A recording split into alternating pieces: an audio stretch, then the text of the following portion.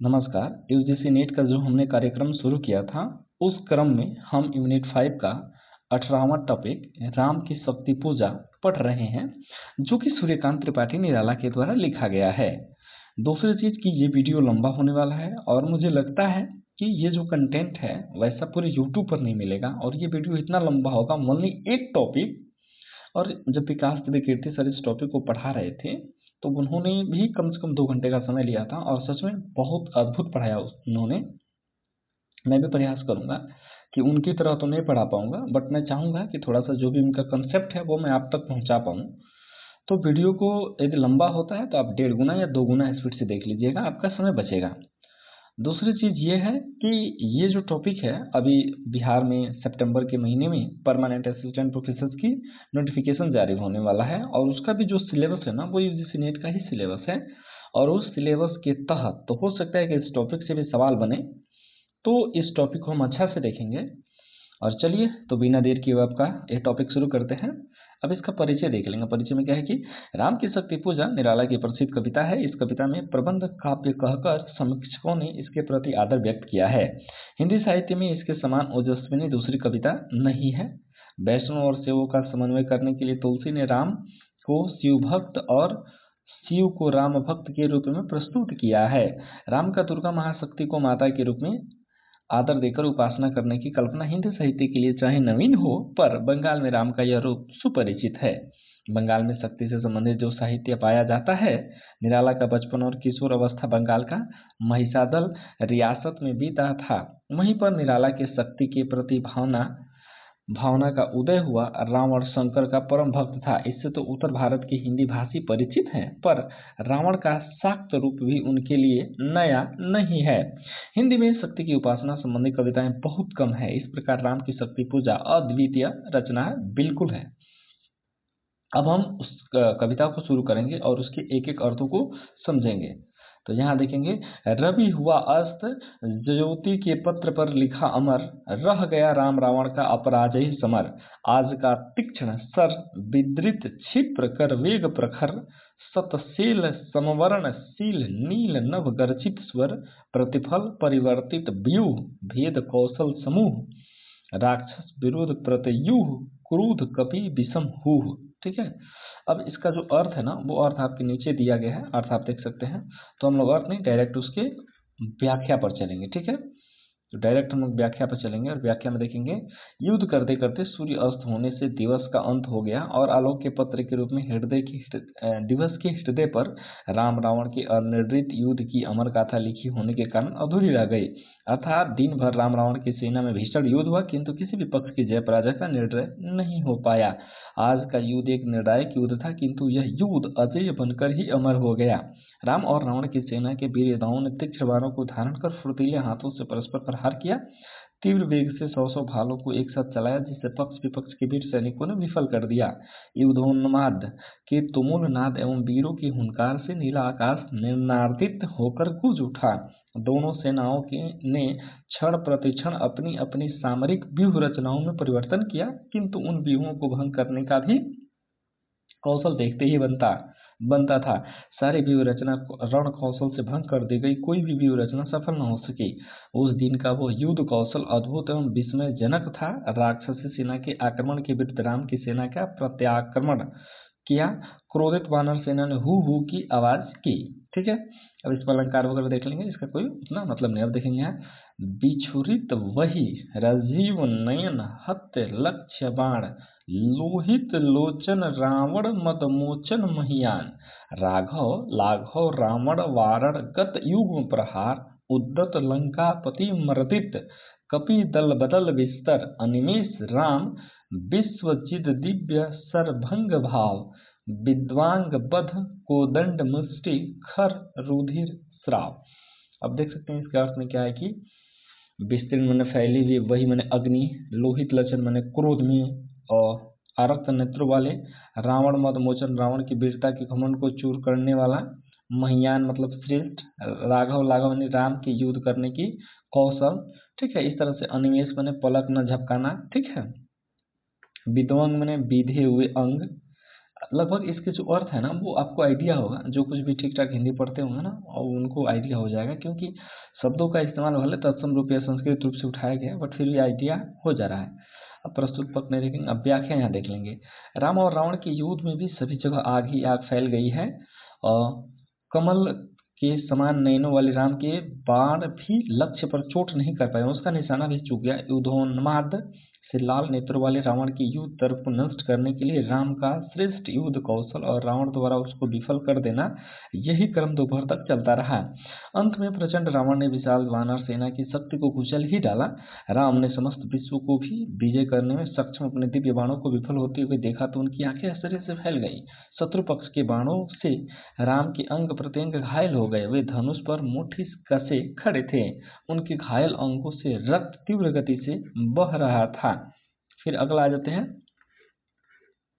रावण प्रहार दुर्वार विकल वानर दलबल मूर्छित सुग्रीवांगद भीषण गवाक्ष गयनल वारित सौमित्र भलपति अगणित मलरोध गर्जित प्रलयाब्धि क्षुब्ध हनुमत केवल प्रबुद्ध उदगीरत वही भीम पर्वत कपिह चतुर प्रहर जानकी भीर उर आशा भर रावण संबर।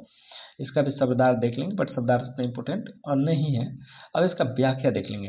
रावण के दुर्निवार प्रहार से वानर सेना व्याकुल हो गई। सुग्रीव, अंगद, गवाक्ष, नल आदि वीर सेनानी रावण के भयंकर प्रहारों से घायल होकर चेतना शून्य हो गए।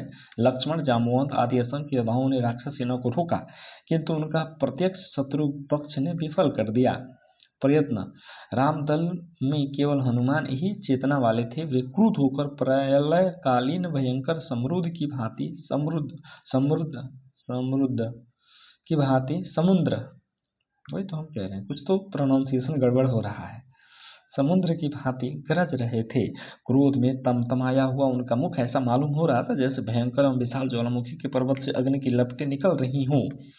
इस प्रकार परम पराक्रमी हनुमान 4 प्रहर तक रावण की भयंकर सेना से युद्ध करते रहे। अकेले वीर हनुमान ने इस प्रकार का 4 प्रहर रावण से युद्ध करके सीता के लिए चिंतित राम के हृदय में आशा का संचार किया, अथवा युद्ध की गतिविधि से हताश जानकी के हृदय में मुक्ति की आशा जगाई। उसका स्पीड देखेंगे। लौटे युगदल राक्षस पद तल पृथ्वी टलमल बिंध महोल्लास से बार बार आकाश विकल वानर वहिनी खीन लख निज पति चरण चिन्ह चल रही शिविरों की ओर स्थविर दल ज्यों विभिन्न प्रशमित है वातावरण नामित मुख सांध्य कमल लक्ष्मण चिंतापल पीछे वानर वीर सकल। फिर नीचे आते हैं, इसका अर्थ देखेंगे। इसका देखेंगे, संध्या के समय युद्ध विराम के पश्चात वानर सेना तथा राक्षस सेना दोनों ही विश्राम करने को लौट पड़ी। राक्षस सेना के पदभार से पृथ्वी प्रकंपित हो रही थी। राक्षसों के हर्षोल्लास से भरे निनाद से आहत आकाश बार बार व्याकुल हो उठा। आज के भीषण युद्ध में उदास वानर सेना ने अपने स्वामी राम के पद चिन्हों को खोज देखती हुई अपने युद्ध छावनी की ओर ऐसे बढ़ रही थी जैसे अनेक वृद्धों या बौद्ध भिक्षुओं के समूह चल रही हो। वातावरण शांत था। लक्ष्मण संध्या के झुके हुए कमल के समान नीचा मुंह किए हुए चिंतित चले जा रहे थे। उनके पीछे पीछे समस्त वानर वीर अपने शिविर की ओर बढ़ रहे थे। अगला देखेंगे। जब मैं पढ़ रहा था तब इसके जो भी अर्थ समझ नहीं आ रहे थे उसको मैंने यहाँ पे लिखा हुआ था।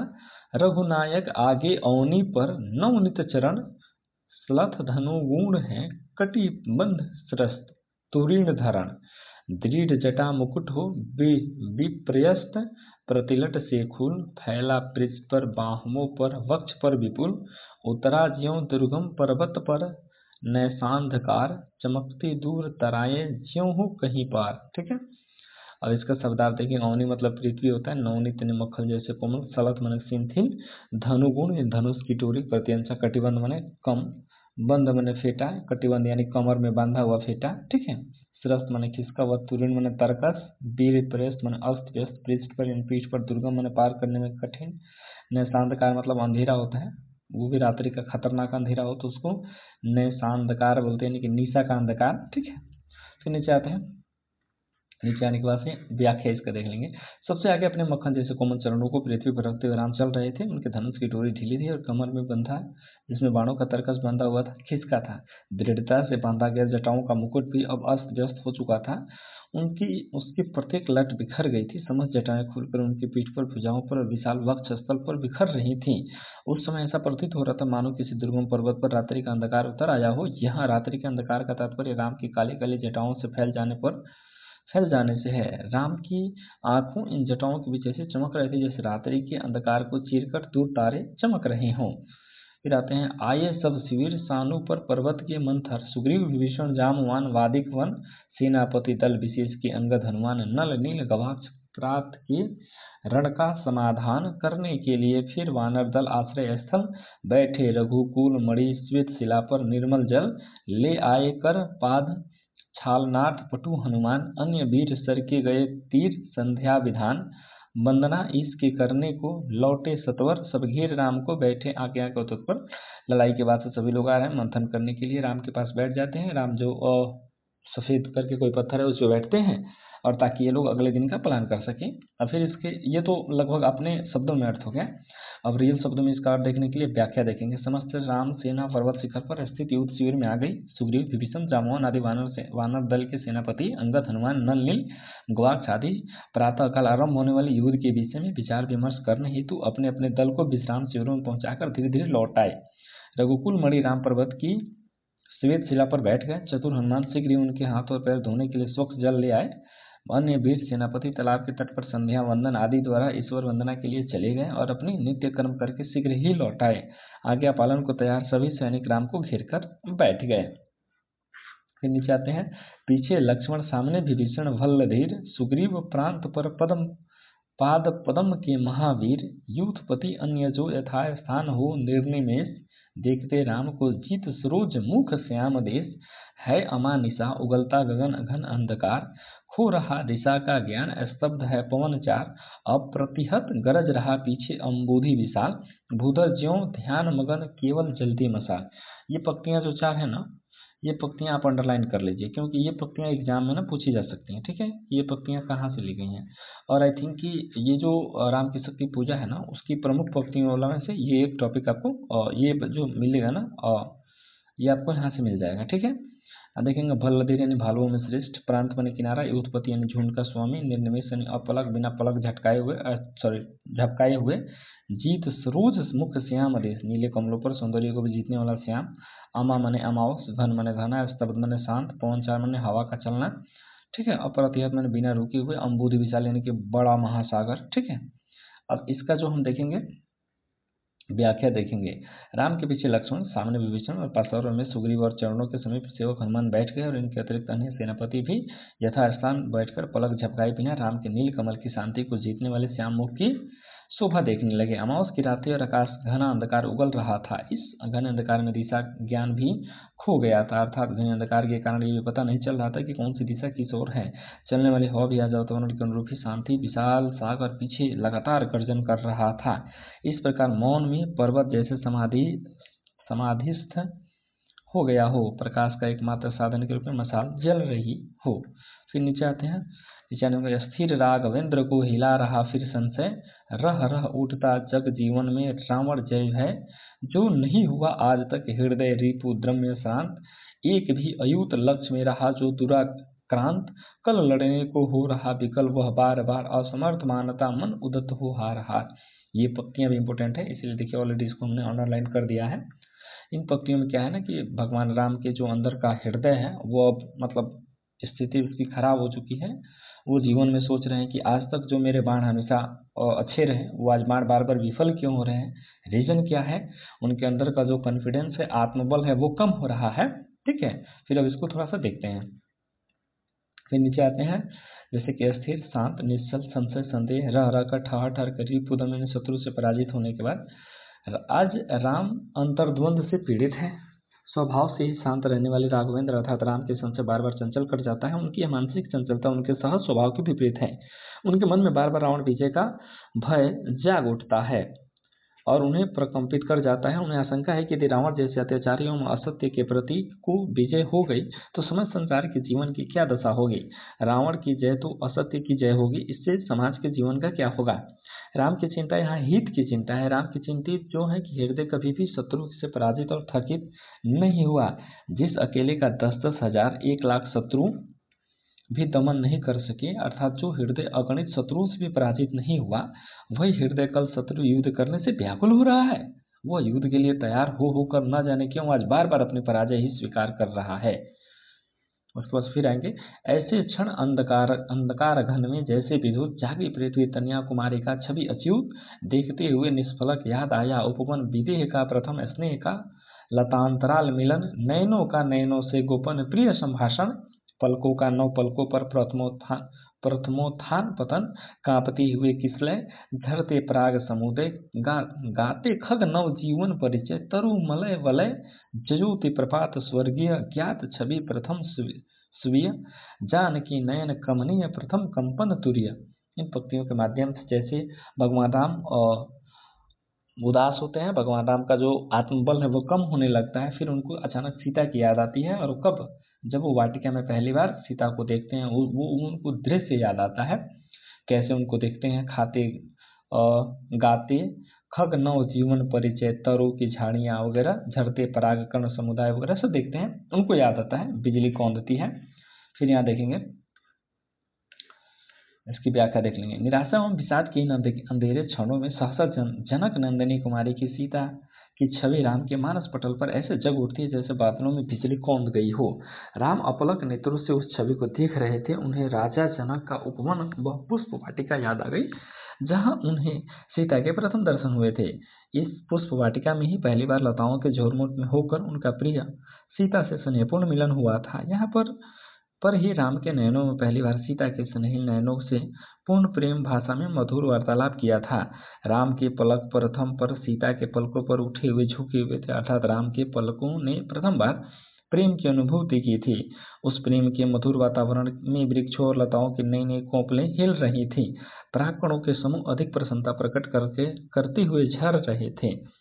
पक्षी अपने कलरों में नवजीवन परिचय के गीत गा रहे थे। चारों ओर सुगंधित बिखराते हुए चंदन वृक्षों का मंडल घेरे खड़ा था। प्रातःकालीन सूर्य का स्वर्गीय प्रकाश झरने के समान झर रहा था। राम को प्रथम बार अप्रतिम सौंदर्य की अनुभूति हुई थी। उनके और सीता के सुंदर नयन आज भी प्रथम बार ही मिले थे। इससे उत्पन्न कंपन मन को समाधि की तुरीय अवस्था में पहुंचा दिया, जिससे उसमें योगी को पूर्ण आत्मविस्मृति हो जाती है। अर्थात सीता के सुंदर नेत्रों में नेत्र मिलते ही राम अपनी सुध बोध खो बैठते हैं। इसी को तुरीय अवस्था कहा जाता है। नीचे आते हैं, और जो अपना है, सिहरा तन क्षण भर भोला मन लहरा समस्त, हर धनुर्भंग को पुनर्नवार ज्यों उठा हस्त, फूटी स्मृति सीता ध्यान लीन राम के अधर, फिर विश्व विजय भावना हृदय में आई भर, वे आए याद दिव्य सर अगणित मंत्रपुत, फड़का पर नभ को उड़े सकल ज्यों देवदूत, देखते राम चल रहे सलभ ज्यों रजनीचर, ताड़का सुबाहु विराध सिर स्त्रय दूषण खर, फिर देखिए भीमा मूर्ति आज रण देखी जो, आच्छादित किए हुए समुख समग्र नभ को, ज्योतिर्मय अस्त्र सकल बूझ बूझ हुए क्षीण, पा महानिलय उस तन में क्षीण में हुए लीन। अब यहाँ देखेंगे, सिंहरा तन यानी कांपता हुआ सर, हर मन महादेव, पुनर्वार मन दोबारा, दिव्य सर यानी कि दिव्यवान, मंत्र पुत्र मंत्र द्वारा पवित्र किए गए, सलभ माने पतंगे, रजनीचर माने राक्षस जो रातों में चलते हैं, रजनीचर, सिर अस्त्र यानी त्रिशिरा, भीमा यानी भयंकर, ज्योतिर्मय यानी प्रकाशपूर्ण, महानिलय यानी विशाल स्थान, निलय का अर्थ होता है आवास स्थान। अब यहाँ इसका व्याख्या देखेंगे। सीता का मधुर स्मरण होते ही राम के गतिहीन शरीर में स्पंदन हुआ। क्षण भर के लिए वे आत्मविभोर होकर के विषादमय दशा से मुक्त हो गए। उनके मन में एक लहर उठी, अर्थात उनका मन नवीन उत्साह से भर उठा। ऐसा प्रतीत हुआ कि मानो शिव का धनुष तोड़ने के लिए राम का हाथ पुनः उठ गया हो। सीता के ध्यान में लीन राम के होठों पर हास का फूट पड़ा और उनका हृदय विश्व विजय की भावना से भर गया। अर्थात सीता स्मरण से उत्पन्न शक्ति एवं उत्साह से उनमें विश्व विजय का पराक्रम भर गया। इस भावना से ऊर्जस्वित राम को मंत्र द्वारा पवित्र उसके असंख्य दिव्य बाणों का स्मरण हो गया। ये सभी बाण अपने पंखों को फड़फड़ा फड़काकर आकाश में देवदूतों के समान उड़ गए। राम देख रहे थे कि अग्नि वर्षा करने वाले उन बाणों की ज्वाला में ताड़का, सुबाहु, विराट, त्रिशिरा, खर, दूषण आदि राक्षस समूहों पर निसहाय होकर भस्म हुए जा रहे थे। इसके पश्चात राम के मानस पटल पर वह भयंकर मूर्ति अंकित हो गई जिसे युद्ध में देख चुके थे। वह शक्ति रूपी भयंकर मूर्ति सारे आकाश के सामने करके ढके हुए थी। राम के समस्त आग्नेय अस्त्र इस मूर्ति में ही प्रवेश करके बुझ गए थे, अर्थात विफल हो गए थे। रावण के शरीर पर आँच तक नहीं आ पाई थी। इस अंधकार में अत्यंत विशाल स्थान पाकर वे क्षण में ही उस विशाल मूर्ति के शरीर में समा गए थे। लख शंकाकुल हो गए अतुल बल शीस नयन, खींच गए दृगों में सीता के राममय नयन। फिर सुना हंस रहा अट्टहास रावण खल खल, भवित नयनों से सचल गिरे दो मुक्तादल। बैठे मारुति देखते राम चरणाविंद, युग आस्ति नास्ति के एक रूप गुण गण अनिंद। साधना मध्य भी साम्य वाम कर दक्षिण पद, दक्षिण कर तल वाम पर वाम चरण कपिवर गदगद। पार सत्य सचितानंद रूप विश्राम धाम, जपते सभक्ति अजपा विभक्ति हो राम राम। ठीक है, यानी कि शेष नयन शेष नाग पर सोने वाले विष्णु के अवतार राम। भावित मतलब भावपूर्ण, सजल माने भीगे नयनों से, मुक्तादल माने मोतियों का जोड़ा, मारुति, अनिंद यानी प्रसन्नीय, साम्य माने समता, वामकर माने बायां हाथ, जो वाम कर माने हाथ। ठीक है, दक्षिण पद दाया पैर, दक्षिण करतल दाएं हाथ की हथेली, करतल उसी को हथेली को ही बोलते हैं। वामचरण माने बायां पैर, सच्चिदानंद सतचित जोड़ आनंदमय भगवान का स्वरूप। ठीक है, फिर नीचे आते हैं, इसका और देख लेंगे। शेष साई विष्णु जिसमें अपार शक्ति थी, उसके भयंकर मूर्ति का स्मरण करके शंकाग्रस्त हो गए। उनके विजय का स्वप्न भंग हो गया और पुनः संशय से भर उठे। उनके नेत्रों में सीता के राममय नेत्र अंकित हो गए, अर्थात वे सीता के उद्धार के लिए चिंतित हो गए। वे सोचने लगे कि सीता को रावण से किस प्रकार मुक्त कराया जा सकेगा, जिसके नेत्रों में हर क्षण उनका रूप अंकित है। जब तक वे रावण को इस भयंकर शक्ति का संरक्षण प्राप्त है, तब तक उस युद्ध में किस प्रकार की पराजित किया जा सकेगा, यही चिंता राम को सताने लगी। इसी क्षण राघवेंद्र ने खल खल की ध्वनि करते हुए रावण का युद्धोन्मत्त अट्टहास सुना और राम के भावुक नेत्रों से जैसे मोती के समान दो अश्रु बिंदु टपक पड़े। चरणों के समीप बैठे राम भक्त हनुमान राम के ही चरण कमलों का दर्शन कर रहे थे। वे राम के दोनों चरण ईश्वर के अस्तित्व और अनस्तित्व दोनों के समन्वित रूप ही थे, समस्त गुणों के रूप थे। हनुमान की साधना में समर्थता थी। उनका बाएं हाथ राम के दाएं हाथ पर रखा था और दाएं हाथ की हथेली बायां चरण पर टिका था। हनुमान भक्त के लिए सतचित और आनंदमय रूप को सामने पाकर हर्ष से पुलकित हो उठे। भगवान का यह दिव्य रूप मुक्ति धाम था, अर्थात इस दिव्य रूप के दर्शन से मुक्ति मिलना अनिश्चित था। उस समय हर्ष मुखर हनुमान भक्ति भाव से भरकर अजप्पा जाप कर रहे थे, द्वैत भाव से राम राम रट रहे थे। और जैसे ही वो अश्रु जो है हनुमान के ऊपर गिरता है, हनुमान बहुत गुस्से हो जाते हैं, क्योंकि कोई भक्त अपने स्वामी के ऊपर आए हुए संकटों को देखेगा तो निश्चय ही उसके अंदर क्रोध की अग्नि उठेगी। युग चरणों पर आ पड़े अस्तु वे वस्त्र युगल, देखा कपि ने चमके नभ में ज्यों तारा दल। ये नहीं चरण राम के बने श्यामा के शुभ, सुहते मध्य में हीरक युग या दो कौस्तुभ। टूटा वह तार ध्यान का स्थिर मन हुआ विकल, संदिग्ध भाव को उठी दृष्टि देखा अविकल। बैठे वे वहीं कमल लोचन पर सजल नयन, व्याकुल व्याकुल कुछ चिर प्रफुल्ल मुख निश्चेतन। अश्रुयुगल मने दो आंसू, श्यामा मने महाशक्ति, हीरक मने हीरा, कौस्तुभ मने एक मणि होता है, कौस्तुभ एक मणि का नाम होता है, अविकल मने स्थिर, टूटा हुआ अवतार ध्यान का ध्यान भग्न हुआ, सजल नयन आंसुओं की भरे, चिर प्रफुल्ल सदा प्रसन्न रहने वाला, निश्चेतन मने चेतनाहीन खोया खोया। ठीक है, फिर यहाँ देखेंगे इसका व्याख्या देखेंगे। राम के दिव्य चरणों पर इनके दो अश्रु बिंदु टपक पड़े। हनुमान ने गिरते हुए दो अश्रु बिंदुओं को इस प्रकार देखा जैसे आकाश के दो तारे हों। हनुमान को लगा कि ये दोनों चरण राम के नहीं हैं, स्वयं महाशक्ति कालिका के ही मंगलमय चरण हैं, जिन पर गिरकर राम के दो अश्रुबुंद ऐसे चमक रहे हैं जैसे दो हीरे हों या दो कौस्तुभ मणियां हों। हनुमान की वह ध्यानावस्थित दशा भंग हो गई और उसका शांत चित्त अशांत हो उठा।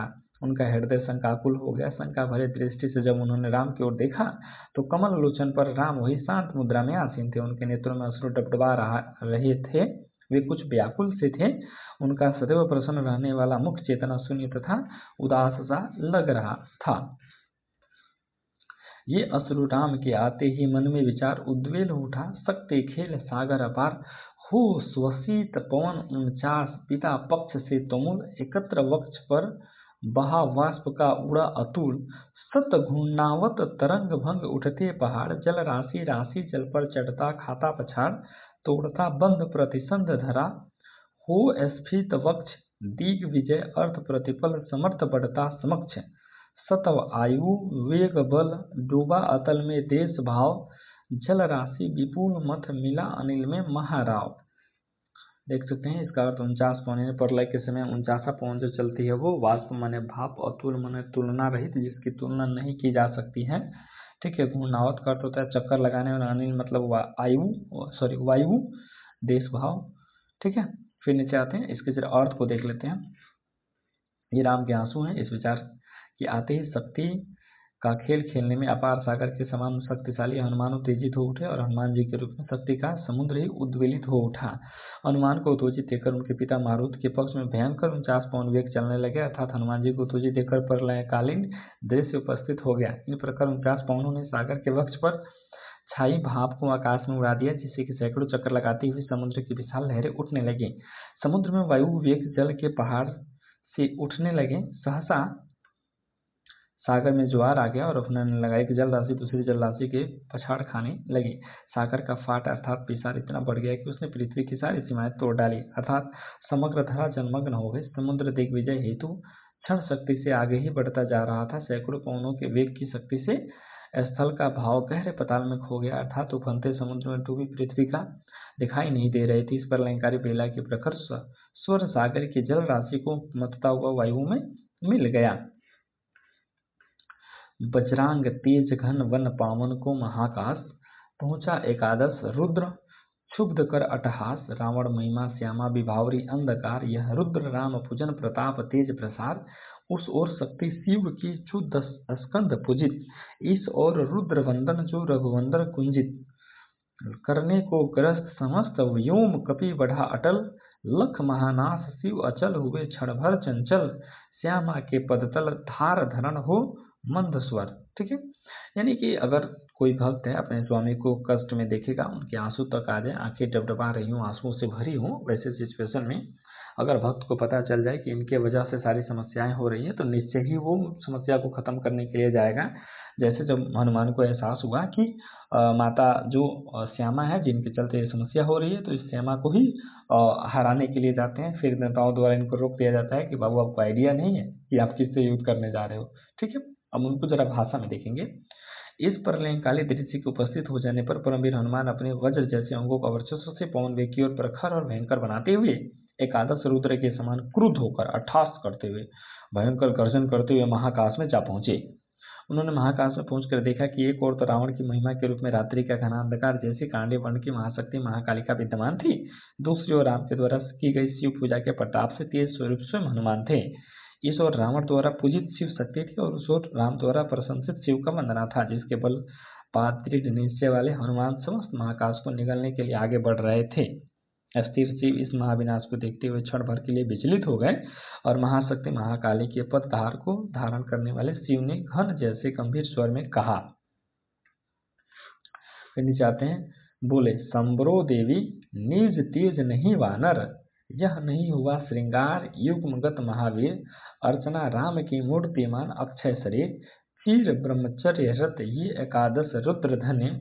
मर्यादा पुरुषोत्तम के सर्वोत्तम अनन्य, लीला सहचर दिव्य भावधर। इन पर प्रहार करने से होगी दिव्य तुम्हारी विषम हार। विद्या का ले आश्रय इस मन को दो प्रबोध, झुक जाएगा कपि निश्चय होगा दूर रोध। ठीक है। यहाँ देखेंगे इसका, श्यामा देवी के चरणों में वक्ष स्थल पर धारण करने वाले शिव ने घन जैसे गंभीर स्वर में कहा, देवी अपने तेज पर नियंत्रण रखो। यह केवल एक बानर नहीं है, यह कभी कभी काम वासना से किसी नारी के प्रेम पास में नहीं बंधा है। यह वानर राम की मूर्तिमान अर्चना है। इसका शरीर अमिट है, यह आजन्म ब्रह्मचारी है। यह एकादश रुद्र का अवतार हनुमान धन्य है।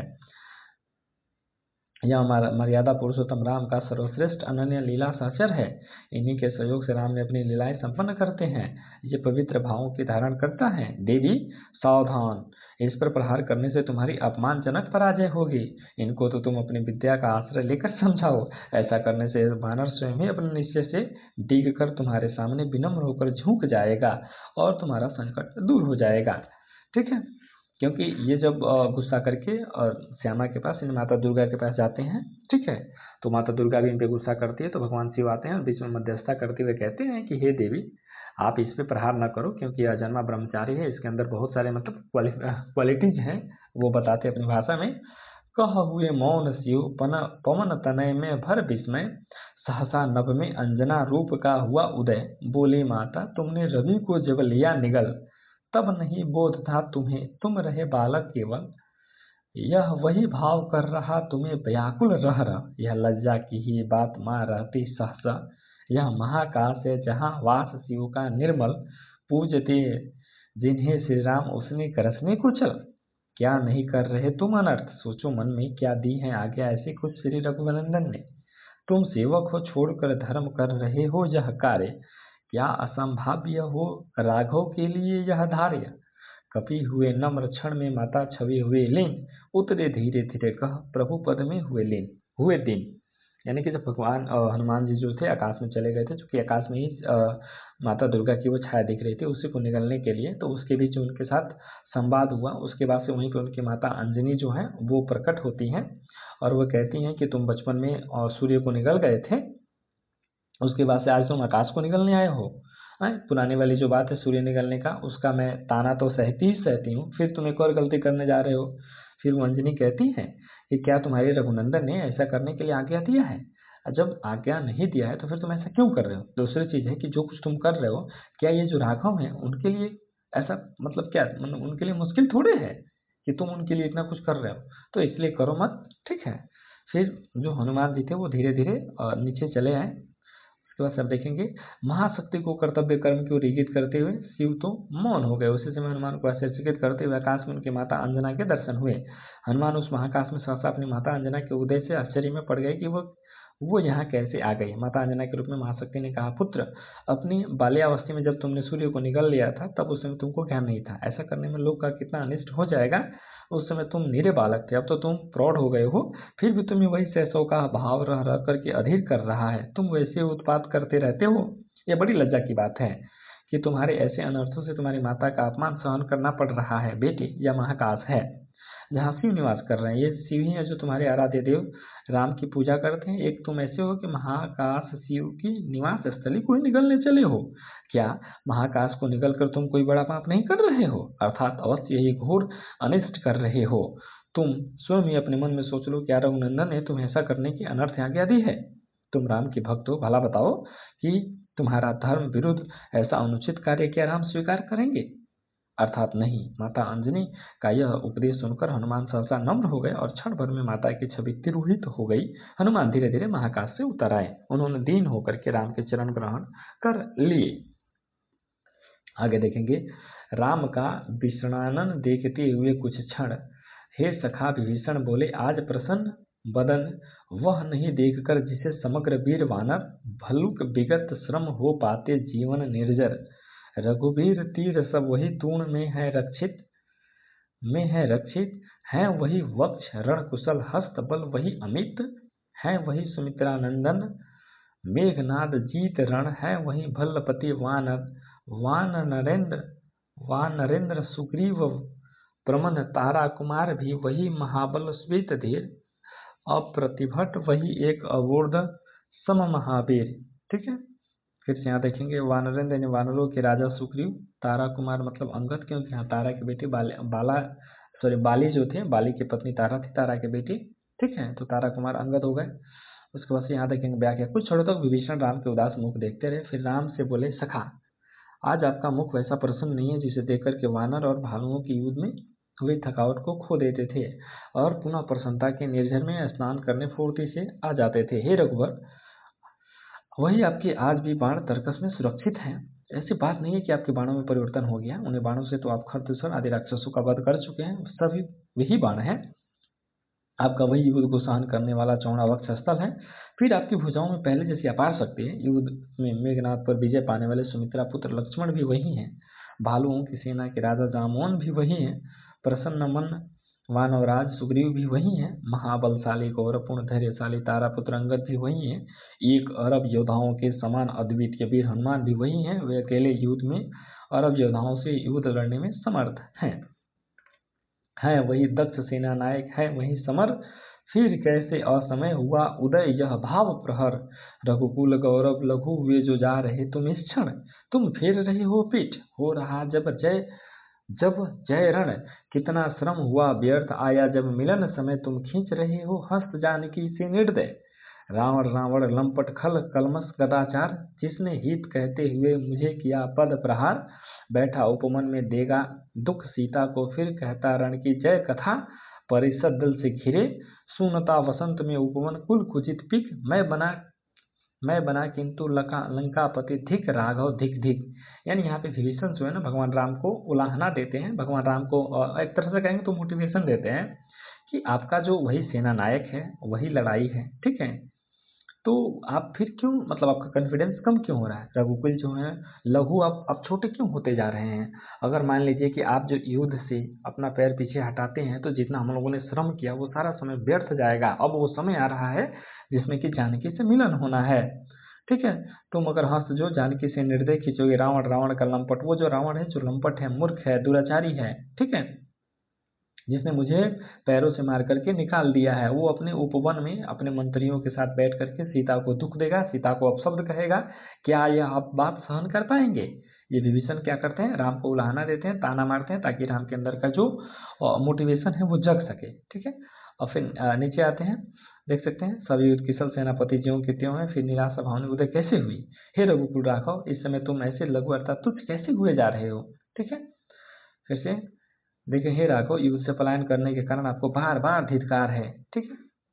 फिर देखेंगे, सब सभा रही निस्तब्ध, राम के सितमित नयन छोड़ते हुए शीतल प्रकाश, देखते हुए विमन, जैसे ओजस्वी शब्दों का जो हो रहा था, जो हो रहा प्रभाव, उनसे न इन्हें कुछ चाव न ही कोई दुराव, ज्यों हो शब्द मात्र मैत्री की समनुरुक्ति, पर जहाँ गहन भाव के ग्रहण की नहीं सकती, कुछ क्षण तक रहकर मौन सहज निज कोमल स्वर, बोले रघुमणि मित्रवर विजय होगी न समर, यह नहीं रहा नर वानर का राक्षस से रण, उतरी पा महाशक्ति रावण से आमंत्रण, अन्याय जिधर है उधर सकते कहते, छल छल हो गए नयन, कुछ बूंद पुनः ढल के दिग्जल, ठीक है। इतना सुनने के बाद से जो राम है, उनके जो नयन है वो आंसुओं से भर गए, ठीक है।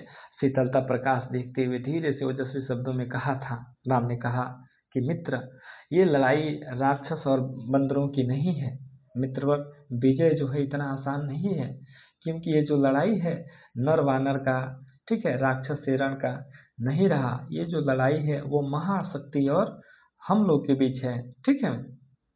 अन्याय जिधर है उधर है शक्ति, यानी कि जिधर अन्याय है, नहीं कि रावण की तरफ से शक्ति है, माँ दुर्गा है, फिर उनसे युद्ध कैसे होगा, उनसे हम कैसे जीत पाएंगे, ठीक है। ये जब बात राम कहते हैं उसके बाद से देखेंगे कि विभीषण का जवाब क्या रहता है। यहाँ देखेंगे थोड़ा सा जो लेखक की भाषा है उसमें मैं बात कर लूँ आपसे। अतः यह युद्ध राक्षस नहीं लड़ रहा, अर्थात महाशक्ति राक्षस से लड़ रही है। शोक रावण अन्याय और धर्म का प्रतीक है, जिस ओर अन्याय है उसी ओर महाशक्ति है। भाग्य की एक ऐसी विडंबना है, जबकि शक्ति न्याय के पक्ष में होनी चाहिए थी, अन्याय के पक्ष ग्रहण कर रही है। कहते कहते हुए राम के नेत्रों से छल छल करके आंसू बहने लगे। अश्रुजल की कुछ बूंदे पुनः ढुलक पड़ी। एक बार सीता का स्मरण करके आंसुओं की 2 बूंदे टपकी थीं और पुनः महाशक्ति द्वारा अन्याय पक्ष ग्रहण करने से राम के हृदय को ठेस लगी और दोबारा आंसू की कुछ बूंदे ढुलक पड़ी। फिर नीचे आते हैं, रुक गया कंठ, चमका लक्ष्मण तेज प्रचंड, धस गया धरा में कपि का गह युग पद मसक दंड, स्थिर जामवान समझते हुए ज्यों सकल भाव, व्याकुल सुग्रीव हुआ उर में ज्यों विषम घाव, निश्चित सा करते हुए विभीषण कार्यक्रम, मौन में रहे यूं स्पंदित वातावरण विषम। यानी कि जो कंठ है ना वो रुक गया, जो लक्ष्मण का तेज है प्रचंड है वो भी गिरा गया, धस गया धरा में कपि का गह यू, ठीक है। यानी कि जो धरा का अर्थ होता है धरती, कपि माने बंदर, ठीक है, गह मतलब शरीर, धस गया, ठीक है। फिर से यहाँ थोड़ा सा देखेंगे, एक मिनट थोड़ा सा, हाँ व्याख्या देखते हैं। कहते कहते राम का गला रुंध गया। राम की इस दशा को देखते हुए लक्ष्मण अपने प्रचंड तेज से चमक उठे। हनुमान राम के दोनों चरणों को पकड़कर लज्जा से जमीन में धंस गए। पुष्ट भुजाओं से जामुआन ज्यों के त्यों शांत बैठे रह गए। उन्होंने अपने हृदय में राम के द्वारा व्यक्त भाव की अनुभूति की। सुग्रीव ऐसे व्याकुल हो गए जैसे उनके हृदय में गंभीर घाव हो गया हो। विभीषण भारी युद्ध का कुछ कार्यक्रम निश्चित करते हुए मालूम हुए। इस प्रकार सारा भयंकर वातावरण मौन में बदलता हुआ दिखाई दिया। राम के वचन की प्रतिक्रिया में कोई एक शब्द भी नहीं बोल पाया। सच में नहीं बोल पाएगा जब राम जी स्वयं कहते हो कि ये लड़ाई जो है राक्षसों और बानरों की न रही, ये लड़ाई जो है महाशक्ति और हम लोग के बीच है। और महाशक्ति जो है वो अन्याय के साथ हैं, तो फिर कोई क्या बोलेगा, क्योंकि जो सबसे बुद्धिमान, तेज, प्रवीण, तीक्ष्ण व्यक्ति हैं, सबसे ज़्यादा औदात्यपूर्ण व्यक्ति हैं, उनकी ये दशा है, तो फिर छोटे मोटे लोगों का क्या दशा होगा। निज सहज रूप में संयत हो जानकी प्राण, बोले आया न समझ में यह दैवी विधान। रावण अधर्म रत भी अपना, मैं हुआ अपर, यह रहा शक्ति का खेल समर। शंकर शंकर करता मैं योजित, बार बार सर निकर निशित, हो सकती जिनसे यह सृष्टि संपूर्ण विजित। जो तेज पुंज सृष्टि की रक्षा का विचार है जिसमें, जिनमें निहित पतन घातक संस्कृति अपार। सत सूद शोध सूक्ष्माति सूक्ष्म का मन का विवेक, जिनमें है छात्र धर्म का धृत पूर्णाभिषेक। जो हुए प्रजापतियों से संयम से रक्षित, वे सर हो गए आज रण में श्रीहत खंडित। यानी कि इन पंक्तियों में क्या है कि राम कहते हैं कि मुझे समझ में नहीं आ रहा है कि ये देवी का या जो माता है उनका कैसा विधान है कि जो रावण अधर्म रहित है, ठीक है, वो उनका अपना हो गया, और जो मैं हूँ सत्य के साथ हूँ, धर्म के साथ हूँ, वो मैं पराया हो गया। यह शक्ति का कैसा युद्ध है, शक्ति का कैसा खेल है, ठीक है। जो आज तक मेरे बाण थे, ठीक है, जिसमें कि प्रजापतियों के संयम से रक्षित हैं, छात्र धर्म का इसमें शोध है, जो कि सतसूदी बोध यानी कि सतसूदी यानी कि 100% एक्यूरेसी के साथ हैं, वे बाण आज के युद्ध में, ठीक है, श्रीहत हो गए, खंडित हो गए। फिर ऐसा क्यों हो रहा है, वो राम कहते हैं। फिर नीचे आते हैं और थोड़ा सा कविता की भाषा में, लेखक की भाषा में देख लेंगे उसको व्याख्या। थोड़ी देर बाद राम ने अपने नियंत्रित करते हुए कहा कि मेरी समझ में यह ईश्वरीय नियम नहीं आया कि महाशक्ति ने अधर्मी रावण का तो अपना बना लिया, मैं धर्मरत होते हुए भी उनके लिए पराया हो गया, अर्थात गैर ही रहा। यह युद्ध महाशक्ति का खेल बन गया है, हे शंकर अब रक्षा करो। मैंने बार बार शान पर रखे हुए तेज बाणों का अनुसंधान किया, ऐसे प्रखर बाणों को चलाया जिनसे मैं युद्ध में समस्त विश्व को विजय कर सकता था। अकेले रावण सेना का तो फिर कहना ही क्या है। ये बाण तेज का समूह है, इनमें लोक रक्षा की भावना है, अर्थात इन बाणों से लोक की रक्षा की जाती है। ये वही बाण है जिनसे लोक संस्कृति को प्रगतिशील बनाने की क्षमता है, संसार को पतन से रोकने की शक्ति है, इसमें 100% पवित्रता का ज्ञान है, मन का सूक्ष्म से सूक्ष्म ज्ञान इस बाणों में है। जो बाण क्षत्रिय धर्म का अभिषिक्त रूप धारण किए हुए थे, जिनकी प्रजापतियों ने अपने संयम से सुरक्षित रखा था, आज वे बाण युद्ध में शोभाहीन, विफल और खंड खंड हो गए। फिर नीचे आते हैं, नीचे आने के बाद से और देखेंगे, देखा है महाशक्ति रावण के लिए अंक, लांछन को लिए जैसे शशांक नभ में असंक। हत मंत्र पूत सर समृद्ध करती बार बार, निष्फल होते हुए लक्ष्य पर क्षिप्र वार पर वार। विचलित लख कपिदल क्रूध युद्ध को ज्यों त्यों, झक झक झलकती वही अवामा के दृग त्यों त्यों। पश्चात देखने लगे मुझे बंध गए हस्त, फिर खिंचा न धनु, मुक्त ज्यों बंधा हुआ मैं त्रस्त। इन पंक्तियों में क्या है कि जब मैंने देखा कि माता पीछे खड़ी हैं, तो फिर मेरे जो हाथ है वो बंध गए, फिर मैंने धनुष जो है उसका जो धागा है रस्सी जो, मैंने खींचा नहीं। यहाँ देखेंगे लांछन मतलब कलंक होता है, असंक मैंने शंका रहित, समृद्ध मैंने रोकना होता है, क्षिप्रवार मैंने शीघ्रता से किए, वामा मैंने नारी के यहाँ महाशक्ति है वामा, ठीक है, वही मैंने अग्नि, ठीक है। व्याख्या इसका देख लेंगे। मैंने देखा कि युद्ध में महाशक्ति रावण को गोद में लेकर के इस प्रकार रक्षा कर रही है, जिस प्रकार आकाश में चंद्रमा शंकाहीन होकर कलंक को अपने अंक में धारण करता है। उस महाशक्ति ने मेरे मंत्रों द्वारा पवित्र किए गए बाणों को बार बार रोक करके नष्ट कर दिया है। लक्ष्य पर किए गए मेरे फुर्तीले प्रहार बार बार विफल हो गए। ये प्रहार मैंने वानर सेना को युद्ध में घबराई हुई देखकर किए थे। युद्ध में क्रोध होकर के मैंने वार किए थे, किंतु इस महाशक्ति ने उन सबको विफल कर दिया। जैसे जैसे मैं बाण प्रहार करता था, वैसे वैसे इस महाशक्ति के नेत्रों ने झक झक करके अग्नि प्रज्वलित होने लगती थी। इसके पश्चात वो मेरी ओर देखने लगी तो मेरे हाथ ही बंध गए।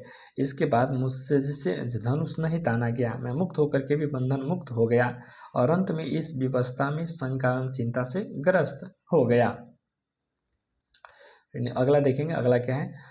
कह हुए भानुकूल भूषण वहां मौन क्षण, बोले विश्वस्त कंठ से जामवान रघुवर। विचलित होने का नहीं देखता मैं कारण, हे पुरुष सिंह तुम भी यह शक्ति करो धारण। आराधान का दृढ़ आराधान से दो उत्तर, तुम करो विजय संयत प्राणों से प्राणों पर। रावण अशुद्ध होकर के भी यदि कर सकता त्रस्त, तो निश्चय तुम हो सिद्ध करोगे उसे ध्वस्त। ठीक है। अब यहाँ पे इतना कुछ सुनने के बाद जामवंत जी कहते हैं कि हे रघुवर, जो तुम विचलित हो रहे हो, जो आपका मन डाइवर्ट हो रहा है, उसका ये कारण तो मुझे नहीं लगता, क्योंकि अगर रावण अधर्मी होकर के जब माता को प्रसन्न कर सकता है, उनका साथ अपने साथ ले सकता है, तो फिर आप क्यों नहीं ले सकते? तो वो कह रहे हैं कि आराधन का दृढ़ आराधन से दो उत्तर, यानी वो अगर आराधना कर रहा है माता की, तो आप भी आराधना करो। तुम करो विजय सनियत प्राणों से प्राणों पर, रावण अशुद्ध होकर के भी यदि कर रहा त्रस्त, ठीक है, तो निश्चय तुम करोगे, सिद्ध ही करोगे उसे ध्वस्त। यानी कि अगर आप भी उस चीज को लेके चलेंगे तो आप भी उसे जरूर ध्वस्त कर सकते हैं। फिर अगला आता है, अगला पक्ति देखेंगे। सत्य की करो मौलिक कल्पना, करो पूजन, छोड़ दो समर जब तक न सिद्धि हो रघुनंदन, तब तक लक्ष्मण है महावाहिनी के नायक, मध्य भाग में अंगद, दक्षिण श्वेत सहायक, मैं भल्ल सैन्य है वाम पार्श्व में हनुमान, नल नील छोटे कपिगण उनके प्रधान, सुग्रीव विभीषण अन्य यूथपति यथासंभव, आएंगे रक्षा हेतु जहाँ भी होगा भय। यानी कि जामवंत जी कहते हैं कि सत्य की करो मौलिक कल्पना, यानी माता की आप मौलिक कल्पना करो, माता की पूजन करो, छोड़ दो समर, यानी कि युद्ध जब तक है छोड़ दो जब तक कि आपको सीधी नहीं मिलती, हे रघुनंदन युद्ध को तब तक छोड़ दो जब तक आपको सीधी नहीं मिलती। तब तक जो है लक्ष्मण जो है, हम लोग की पूरी महाविशाल सेना जो है, इसके नायक कौन रहेंगे? लक्ष्मण रहेंगे। मध्य भाग में अंगद संभालेंगे, दक्षिण में श्वेत सहायक संभालेंगे, और मैं भी रहूंगा सैन्य हूँ। और जो वाम यानी कि बायां में हनुमान रहेंगे, नल नील और छोटे कपिगण जो हैं वो लोग क्या करेंगे? सुग्रीव विभीषण तथा अन्य जो यूथपति हैं यानी दलों के जो हेड हैं, वे यथा समय जहां जहां जरूरत पड़ेगी वहां वहां वो लोग जाएंगे। ठीक है, ये जामवंत जी जो है वो प्लानिंग कर रहे हैं। फिर आगे आते हैं, आगे के बाद से खिल गई सभा, उत्तम निश्चय यह भलनाथ, कह दिया वृद्ध को मान, राम ने झुका माथ, हो गए ध्यान में लीन पुनः करते विचार, देखते सकल तन पुलकित होता बार बार, कुछ समय अनंतर इंदिवर निंदित लोचन खुल गए, रहा निष्फलक भाव में मंजित मन, बोले आवेग रहित स्वर से विश्वास स्थित। यानी कि जैसे जामवंत जी ने ये सुझाव दिया, ठीक है, सभा जो है वो खिल गई। उत्तम निश्चय यह भलनाथ, यानी कि जो आपका निश्चय है, जो आपका राय है, मशवरा है, भलनाथ मतलब भालुओं के नाथ स्वामी यानी कि जामवंत जी, ठीक है, जो इन्होंने सुझाया, इससे जो सभा थी वो प्रसन्न हो गई। कह दिया वृद्ध को मान, यानी कि सबसे वृद्ध उसमें जामवंत जी ही थे। भगवान राम ने सर झुका करके उनका मतलब अभिवादन किया कि आपने अच्छा मशवरा दिया। ठीक है, फिर आगे देखेंगे, देख सकते हैं कि आवेग रहित यानी शांत, विश्वास स्थित, विश्वास भाव से खिल गई, प्रसन्न हो गई। फिर नीचे आते हैं, नीचे आने के बाद देखेंगे, मातः 10 भुज विश्व ज्योति मैं हूँ आश्रित, हो विद्ध शक्ति से खल महिषासुर मर्दित, जन रंजन चरण कमल तल धन्य सिंह गर्जित, यह मेरा प्रतीक मात समझा इगित, मैं सिंह इसी भाव से करूंगा अभिनंदित, कुछ समय स्तब्ध हो रहे राम छवि में निगमन, फिर खुले पलक कमल ज्योतिर्दल ध्यान लगन, है देख रहे मंत्री सेनापति विरासन, बैठे उमड़ते हुए राघव का अस्मित नयन। महिषासुर एक अत्याचारी राक्षस था, खेल मर्दित, खल मर्दित, खल का अर्थ होता है दुष्ट प्रवृत्ति, मर्दित मतलब उसमें मतलब एटीट्यूड शामिल होना, जन रंजन लोक रंजन, तल नीचे, प्रतीक मन चिन्ह, ईगित मन संगीत, ईगित मतलब संकेत करना, अस्मित आनंद मन मुस्कुराता हुआ मुख। इसका व्याख्या देंगे। श्री राम कहते हैं कि हे 10 भुजाओं वाली समस्त विश्व की ज्योति स्वरूपा माँ, मैं तुम्हारी शरण में हूँ। आपके भाले से बिंधा दैत्य महिषासुर चूर चूर हो गया। आपके लोक मानस को प्रसन्न करने वाले चरणों के नीचे गर्जन करता सिंह धन्य है। तुम्हारा यह चरण सेवी वाहन सिंह मेरा प्रतीक है। मैं इस संकेत को समझ चुका हूँ। मैं आपका आश्रित एवं सेवक सिंह हूँ। इसी भाव से तुम्हारी उपासना करूंगा। इसके अनंतर राम माँ दुर्गा की शोभा देखने में निमग्न होकर कुछ समय के लिए अवाक हो रही हैं। इसके बाद अपने कमल के पंखुड़ी जैसे पलकों को खोल दिया और उनका मन ज्योतिपुंज महाशक्ति के ध्यान में डूब गया। सभी मंत्री और सेनापति मुस्कुराते हुए राम के मुख पर उमड़ते हुए भावों का अनुमान कर रहे थे। फिर नीचे आते हैं, अगले क्या है कि बोले भावस्त चंद्र मुख निंदित रामचंद्र, प्राणों में पवन कंपन भर स्वर मेघ मंद्र, देखो बंधुवर सामने स्थित जो यह भूधर, शोभित सत हरित गुल्म तृण से श्यामल सुंदर, पार्वती कल्पना है इसकी मकरंद बिंदु, गरजता चरण प्रांत पर सिंह वह नहीं सिंधु, 10 बीक समस्त हैं हस्त और देखो ऊपर अंबर में हुए दिगंबर अर्चित शशि शिखर लख महाभाव मंगल पद तल धस रहा गर्व मानव के मन का असुर मंद हो रहा खर। इसके अर्थ को देख लेंगे। व्याख्या। चंद्रमा की कांति को लज्जित करने वाले मुख्य स्वामी राम भाव मग्न होकर बोले। उनका शरीर सात्विक भाव से पवित्र कंपन होने लगा और स्वर मेघ गर्जन की तरह गंभीर हो गया। राम ने कहा, बंधुओं, सामने जो सैकड़ों हरि कुंजों वृक्षों और घास आदि से जो हरा भरा पर्वत सुशोभित है, वो शंकर प्रिया पार्वती की मौलिक कल्पना है। जिससे पराग कण झर रहे हैं, वो इस पर्वत प्रदेश के पाद तल में गरजता हुआ सागर नहीं है, वरन मां महाशक्ति के चरण से भी सिंह गरज रहा है। 10 दिशाएं ही महाशक्ति के 10 हाथ हैं। और देखो ऊपर आकाश में वस्त्रहीन शिव पूजित हैं, जिनके मंगलमय महाभाव के आगे समस्त दर्प चूर्ण हुआ जा रहा है। इनके दर्शन से मानव मन की आसुरी भावनाओं का दानव श्रीहत होकर नष्ट हो रहा है। प्रिय मधुर दृष्टि से प्रिय कपि की ओर खींचते हुए बोले, प्रियतर स्वर से अंतर सींचते हुए, चाहिए हमें 108 कपि इंदिवर, कम से कम अधिक और सुंदर। जाओ देवी दह उषा काल होते सत्वर, तोड़ो लावो वे कमल लौट कर लड़ो समर। अवगत हो जामवन से पथ दूरत्व स्थान, प्रभु पद रज सिर धर चले हर्ष भर हनुमान। राघव ने विदा किया सबको जानकर समय, सब चले सदय राम की सोचते हुए विजय। ठीक है। अब यहाँ देखेंगे देवीदह का मतलब एक तालाब है जहाँ नीले कमलों की अधिकता है। सत्वर माने शीघ्र, दूरत्व माने दूरी पे, ठीक है, प्रियतर माने अधिक प्रिय।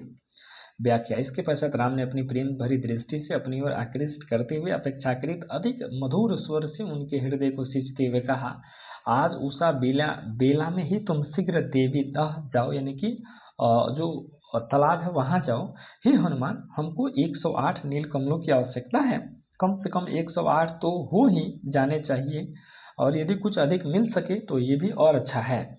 तुम देवीदह जा करके नील कमल तोड़कर ले आओ और निश्चिंत होकर के युद्ध करो। हनुमान जामवन से उस स्थान की दूरी और पथ निर्देश लेकर राम के चरण के धूल सिर पर रखकर हर्षित होकर चल दिए। विश्राम समय जानकर राम ने सभी सभासदों को विदा किया। सब कृपालु राम की विजय कामना करते हुए चले गए। निशी हुई विगत नभ के ललाट पर प्रथम किरण, फूटी रघुनंदन के द्विग महिमा ज्योति हिरण। नहीं सरासन आज हस्त तुरुन स्कंद, वह नहीं सोहता निविद जटा दृढ़ मुकुट बंध। सुन पड़ता सिंहनाद रण कोलाहल अपार, उमड़ता नहीं मन स्तुब्ध सुधि है ध्यान धार। पूजो परांत जपते दुर्गा 10 भुजा नाम, मन करते हुए मनन नामों के गुण ग्राम। बीता वह दिवस मन हुआ स्थिर इष्ट के चरण, गहन से गहनतर होने लगा सामराधन। देखेंगे व्याख्या। रात्रि बीत गई है, आकाश के मस्तक पर आलोकवाही सूर्य की प्रथम किरण हिरनी के समान दिखाई दी, अर्थात उषा बेला हो गई। यह किरण ऐसी प्रतीत हुई मानो राम के नेत्रों की महिमा महत्व के स्वर्णिम ज्योति बिखर रही हो। आज राम के हाथों में धनुष नहीं है, कंधे पर तरकस भी नहीं है, वह कसकर बंधा हुआ घना जटा मुकुट आज भी सुशोभित नहीं है, अर्थात राम ने उपासना रत होने के कारण आज अपना जरा मुकुट भी नहीं बांधा है। राम को शत्रु पक्ष की सैनिकों के सिंहनाद एवं अपार कोलाहल सब कुछ सुनाई दे रहा है, किंतु मन युद्ध के लिए उत्साहित नहीं हो पा रहा है। उनका मन शांत है, वे बुद्धिमान है और ध्यान मग्न है। वे उपासना के पश्चात 10 भुजी दुर्गा का नाम जप करते हैं और उनके असंख्य नामों को अपने मन में मनन एवं चिंतन करते हैं। वह दिन दुर्गा उपासना में व्यतीत हो गया और मन माँ दुर्गा के चरणों में एकाग्र हो गया। दिनों दिन माँ दुर्गा की पूजा उपासना में वृद्धि होते चले गए। फिर देखेंगे क्रम से हुए पार राघव के 5 दिवस, चक्र से चक्र मन चढ़ता गया ऊर्ध्व निर्लस। कर जप पूरा कर एक चढ़ाते इंदिवर, निज पुरस्थ चरण इस भांति कर रहे पूरा कर। चढ़ 8 दिवस आज्ञा पर हुआ समाहित मन, प्रति जप से खींच होने लगा महाकर्षण। संचित त्रिकुटी पर ध्यान द्विदल देवी पद पर, जबकि स्वर लगा कांपने थर थर अंबर। 2 दिन निस्पंद एक आसन पर रहे राम, अर्पित करते इंदिवर जपते हुए नाम। ठीक है। यानी जो ध्यान का अवस्था होता है, जो 5वां दिन क्या हुआ, 6ठा दिन क्या हुआ, उसका यहाँ वर्णन है, देखेंगे। इस प्रकार क्रम से उपासना करते करते राम के 5 दिन व्यतीत हो गए। उनका मन आलस्य रहित होकर के एक चक्र से दूसरे चक्र में ऊपर चढ़ता जा रहा था। महाशक्ति जप तथा पूजा करने के बाद वे एक हाथ से नीलकमल महाशक्ति पर चढ़ा देते थे। इस प्रकार वे अपना मंत्र जाप पूरा कर रहे थे। 6ठे दिन आज्ञा चक्र में प्रवेश करके उनका मन महाशक्ति में समा गया। उन्होंने अपना मन त्रिकुटी में केंद्रित कर लिया और पखंडियों के समान दोनों नेत्र देवी के चरणों में केंद्रित कर दिए। प्रत्येक जाप मंत्र से विशेष आकर्षण उत्पन्न होने लगा। मंत्र जाप के स्वर से आकाश थर थर कांपने लगा। राम 2 दिन तक एक ही आसन पर स्थिर बैठे रहे। वे महाशक्ति के नाम जप के बाद एक एक नीलकमल को अर्पित कर देते थे। 8वां दिवस मन ध्यान युक्त चढ़ता ऊपर कर गया। अतिक्रम ब्रह्मा हरिशंकर का स्तर हो गया विजित। ब्रह्मांड पूर्ण देवता स्तब्ध हो गए। दग्ध जीवन के तम के समारब्ध रह गया एक इंदिवर। मन देखता पार प्राय करने को हुआ दुर्ग जो सहस्रार। द्विपहर रात्रि सकार हुई दुर्गा छिप कर हंस उठा ले गई पूजा का प्रिय इंदिवर। ठीक है। अतिक्रम मैंने पार करना, स्तर मैंने दर्जा, ठीक है, स्तब्ध मैंने शान, समारबद्ध यानी क्रियाक्रम, सहस्रार 1000 चक्र, ठीक है, द्विपहर यानी दोपहर, आधी रात, इसका देखेंगे। 8वें दिन के ध्यानस्थ होकर के ऊपर बढ़ता ही चला गया और ब्रह्मा विष्णु तथा शंकर के स्तर को भी पार कर गया। इस स्थिति में उन्होंने समस्त ब्रह्मांड अधिकार प्राप्त कर लिया। इसे देखकर आश्चर्य से देवता अवाक रह गए। इस तप से जीवन के समस्त कर्म नष्ट हो गए और राम का संदेह मुक्त अवस्था प्राप्त हो गई। साधक की यह परम स्थिति है। चढ़ाते चढ़ाते केवल एक नीलकमल ही शेष रह गया। अंत में यह मन अंतिम सहस्रार दुर्ग को पार करने के लिए समुद्रत हुआ, जहाँ सहस्र दल कमल लिखता है। रात्रि के दोपहर ही व्यतीत हुए थे कि माँ दुर्गा छिपकर आई और हंसकर पूजा के अंतिम नीलकमल को उठा ले गईं। यह अंतिम जप ध्यान में देखते चरण युगल राम ने बढ़ाया कर लेने को नीलकमल। कुछ लगा न हाथ हुआ सहसा स्थिर मन चंचल। ध्यान की भूमि से उतरे खोले पलक विमल। देखा यह रिक्त स्थान यह जप का पुण्य समय। आसन छोड़ना असिद्धि भर गए नयन द्वय। धिक जीवन को जो पाता आया विरोध। धिक साधन जिसके लिए सदा ही किया शोध। जान की हाय उधार प्रिया का न हो सका। ये जो पंक्तियां हैं ये आपको बहुत जगह मिली होगी। ठीक है, त्रिपाठी निराला जी जो हैं ये पंक्तियां बहुत जगह अपने बेटे के लिए भी ये लिखते हैं। ठीक है, तो इनकी ये बहुत इंपॉर्टेंट पंक्तियां हैं। धिक जीवन को जो पाता आया ही विरोध। ठीक है, ठीक साधन जिसके लिए सदा ही किया शोध। जान की हाय उधार प्रिया का न हो सका। ठीक है, चरण युगल यानी कि दोनों पैर, कर्म ने हाथ, असिद्धि असफलता, धिक यानी धिक्कार है, शोध मतलब खोज। क्या देखेंगे, राम का यह अंतिम जप था। राम का ध्यान देवी दुर्गा के चरणों पर केंद्रित था। मंत्र जाप के बाद जैसे ही राम ने नीलकमल लेने के लिए हाथ आगे बढ़ाया उनके हाथ कुछ नहीं आया। इस कारण उनका स्थिर मन अब विचलित हो गया, ध्यान भंग हो गया और उन्होंने अपनी भीमल पलकें खोलकर देखा कि वह स्थान जहाँ नीलकमल रखा था खाली पड़ा था। यह जप का अंतिम समय था और इस समय आसन छोड़ना भी असफलता थी। इस घटना से राम के दोनों नेत्र अश्रुपूरित हो गए। वे बोले, ऐसा जीवन जिससे मैं सदैव विरोधों का ही सामना करना पड़ा, धिक्कार है ऐसा। जब राजा बनना था तो जंगल आ गए। ठीक है, तो ये सारी चीजें यानी कि हमेशा विरोध का सामना करना पड़ा। उसके बाद से जानकी, हाय प्रिया, मुझे अपार कष्ट है कि मैं तुम्हारी मुक्ति में असफल हो गया। और उसके बाद से वह एक और मन रहा राम का जो न थका। जो नहीं जानता दैत्य नहीं जानता विनय। कर गया भेद वह मायावरण प्राप्त कर जय। बुद्धि के दुर्ग पहुंचा विद्युत गति हत चेतन। राम में जगी स्मृति हुए सजग भाव प्रमन। यह है उपाय कह उठे राम ज्यों मुद्रित घन। कहती थी माता मुझे सदा राजीव नयन। 2 नील कमल है शीर्ष अभी यह पुरस्चरण। पूरा करता हूँ देकर मात एक नयन। ठीक है, क्योंकि राजीव नयन जो है ना वो भगवान राम का परिभाषित शब्द भी है और जो उनकी माता कौशल्या है उनको राजीव नयन कहती थी। यानी कि जिसका नयन जो है ना कमल की तरह सुंदर हो वो राजीव नयन है। ठीक है, तो यहाँ से देखेंगे नीचे, जिस मन से राम हताश हो रहे थे उसी मन के अतिरिक्त राम का एक और अवचेतन मन था जो अभी तक हार नहीं जानता था, जिसने कभी दीनता को नहीं जाना, विनय को नहीं जाना। वही मन सारे मन मोह माया के पर्दों को पार करके विजयी हुआ। वह चेतना शून्य मन बिजली की तरह झपटकर बुद्धि के दुर्ग पर पहुंच गया। राम में स्मृति का जागरण हुआ और वे एक प्रसन्न भाव को पाकर के सावधान हो गए। राम बादल के मंद स्वर की भांति सहसा कह उठे कि यह उपाय अंतिम नीलकमल है प्राप्त करने का है। मेरी माता मुझे सदैव राजीव नयन यानी कमल नयन कहा करती थी।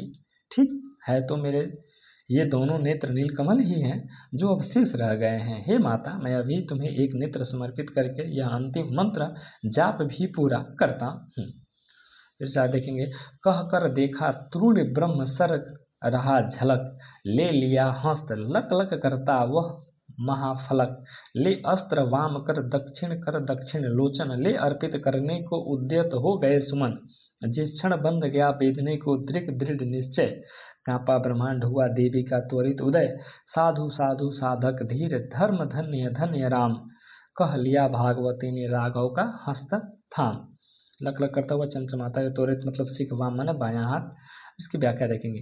राम ने महाशक्ति को संबोधित करने के बाद अपना तरकस देखा तो आगे ब्रह्मसर दिखाई दिया, जिसके बड़े फल वाले चमचमाते हुए बाण ने राम के हाथ में लिए। बाएं हाथ से अस्त्र, दाएं हाथ से लेकर के दाहिना नेत्र निकालने के लिए जब वो फूल चढ़ाने को हो गए तैयार, जिस समय आंख निकालने का पूरा निश्चय हो गया तो समस्त ब्रह्मांड प्रकंपित हो उठा। उसी समय देवी दुर्गा शीघ्र ही प्रकट हो गई। उन्होंने कहा, धैर्य साधक राम, धर्म को ही धन मानने वाले राम, मैं तुम्हारा साधुवाद करती हूँ, तुम धन्य हो। यह कहकर भगवती देवी ने राम का हाथ थाम लिया।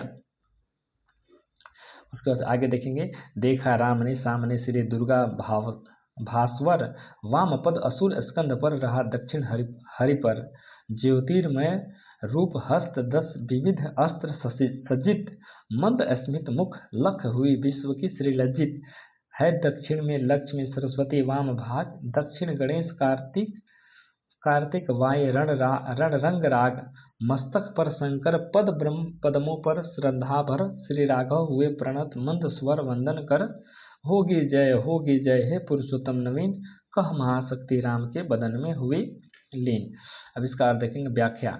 राम ने देखा कि सामने दुर्गा खड़ी है, उनका बायां पैर राक्षसों के कंधे पर है, दायां पैर सिंह पर है, ज्योति स्वरूपा है, उनके हाथों में अनेक अस्त्र सुसज्जित हैं तथा मुख पर मंद मुस्कान है, जिसे देखकर समस्त विश्व की शोभा भी लज्जित है। उनके दक्षिण पार्श्व में लक्ष्मी है, सरस्वती वाम पार्श्व में है, सीधी और गणेश है। युद्ध प्रिय स्वामी कीर्ति उनकी बाईं ओर है, उनके मस्तक पर सिंह है। श्रद्धालु राम मंद स्वर में वंदना करके मां भगवती के चरण कमल में परिणत हुए। देवी दुर्गा यह कह करके, अभिनव पुरुषोत्तम राम, तुम्हारे युद्ध में निश्चित ही विजय होगी। वे महाशक्ति के रूप में राम शरीर में लीन हो गई। इस तरह से ये पंक्तियां रही, जो कि सूर्यकांत त्रिपाठी निराला की सबसे अद्भुत रचनाओं में से एक है।